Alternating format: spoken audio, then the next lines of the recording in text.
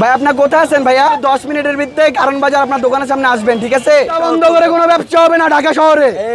ছোট্ট করে একটা মীমাংসা করে দেই, যেহেতু দুইটা দোকান, এখানে দুইটা দোকানের স্পেস আপনারা বলতেছেন, আপনারা দুইটা দোকান দুইজনে ভাগ করে নিয়ে নেন। হ্যাঁ কি করে উনি, কি করে উনি? ছাত্র আন্দোলনে লাঠি লয়ে দৌড়াইছে 3 দিন আগে। আচ্ছা আপনি ওনারে ফোন দেন, ওনারে ফোন দেন। এই ভাই এই আপনার দোকানের মালিককে ফোন দেন, আপনার মালিককে একটু ফোন দেন। ভাই আপনার কোথায় আছেন ভাইয়া? ভাই আজকে ওটা হবে না, আপনি 10 মিনিটের ভিতরে কারণ বাজার আপনার দোকানের সামনে আসবেন, ঠিক আছে? আমরা স্টুডেন্ট বলতেছি, আপনার সাথে কথা আছে, আপনি 10 মিনিটে যেখানে থাকেন 2 মিনিটের ভিতরে আপনি এখানে আসার চেষ্টা করবেন। সময় দিচ্ছি 5 মিনিট, 5 বাংলা ভাষা বুঝেন, 5 মিনিট, না হলে আমরা আমাদের মতন দোকান উঠায় ফেলবো। এই দোকানের মালিককে না, আপনার দোকানের মালিককে আমি, আপনি কি করতেন? রাজনীতি করতেন আপনি? হ্যাঁ, আপনার নাম কি?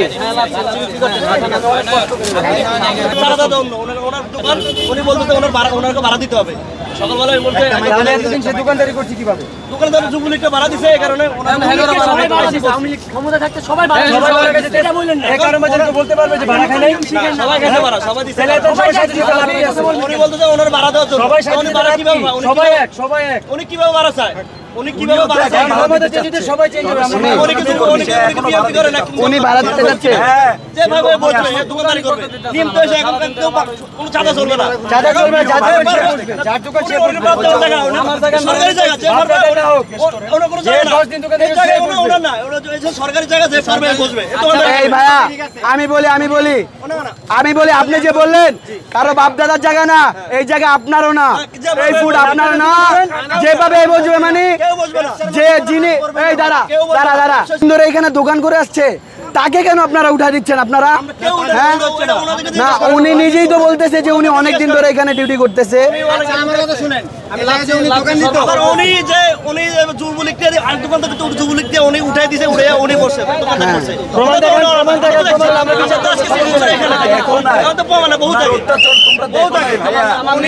তখন আমরা দেখি না, এখন আমরা দেখতেছি, তখন দেখি না, এখন দেখতেছি।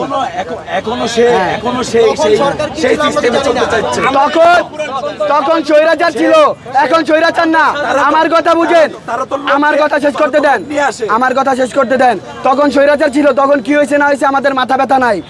এখন কি হইতেছে ভাই, এখন কি হইতেছে এটা আমাদের মাথা ব্যথা। এখন কি হইতেছে, ঠিক আছে? ছাত্রদের আন্দোলন আমি আসলে আমার মোবাইলে ভিডিও বলেন।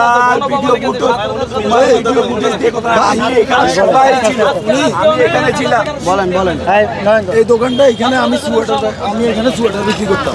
এখানে দুইটা দোকান, আমার জোর করে এখান থেকে তুলে দেওয়া হয়েছে। আমার ভিতরে দোকান, আমি এখানে গান কাউন্টার চালাই।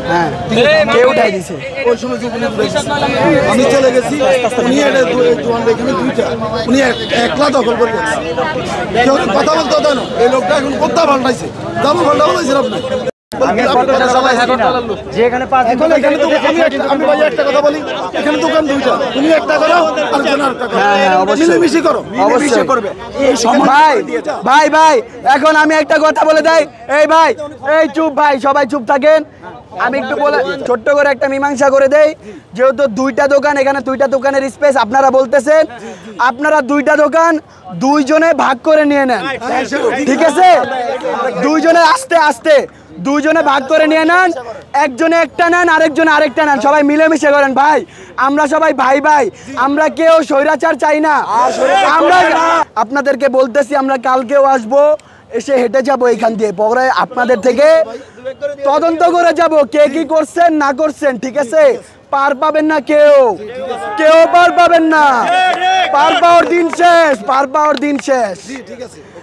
আগে চাঁদাবাজ চলতো, চাঁদাবাজ এখন চলে না। স্বাধীন বাংলাদেশ, এটা স্বাধীন বাংলাদেশ।